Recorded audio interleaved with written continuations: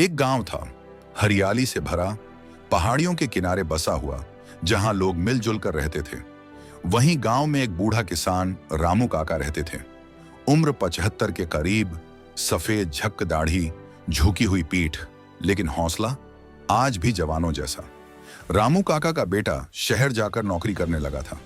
शुरू में चिट्ठियां आती थीं, फिर फोन आने लगे, और अब तो महीनों हो जाते, कोई खबर नहीं मिलती। गांव में अब अकेले ही खेत खलिहान, जानवर और अपना पुराना घर संभालते थे।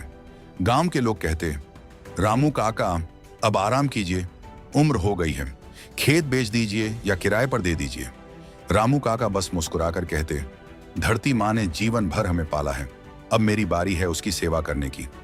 एक साल गांव में बारिश कम हुई, खेत सूखने लगे, कई किसानों ने खेती बंद कर दी, लेकिन रामू काका ने हार नहीं मानी। दिन में कुएं से पानी निकालते, रात में मिट्टी को पलटते। गांव के बच्चे उनको हैरानी से देखते, इतनी उम्र में ये मेहनत। एक दिन गांव में एक सरकारी अफसर आया। उसने देखा कि रामू काका का खेत बाकी सबके मुकाबले हरा भरा है।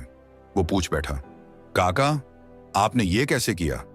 रामू काका बोले, बेटा धरती माँ को मेहनत चाहिए, मशीनें नहीं। मैं उससे बात करता हूं, उसे सींचता हूं, प्यार देता हूं, बस वही लौट आती है। अफसर ने फोटो खींचे, रिपोर्ट बनाई और रामू काका का नाम राज्य के प्रेरणास्पद किसानों में जोड़ दिया। इसी बीच रामू काका का बेटा गांव आया, सालों बाद। शहर की भागदौड़ से थक चुका था, आंखों में पछतावा। उसने अपने पिता को देखा, झुर्रियों भरा चेहरा, लेकिन आंखों में चमक। बोला, मां बाबा मुझे माफ कर दो, मैं आपकी मेहनत, इस गांव और इस जमीन की अहमियत भूल गया था। रामू काका ने उसे गले लगा लिया। बेटा जब तक सांस है माँ बाप माफ करते हैं, चल अब साथ मिलकर खेत संभालें। उस दिन गांव में एक नई सुबह हुई।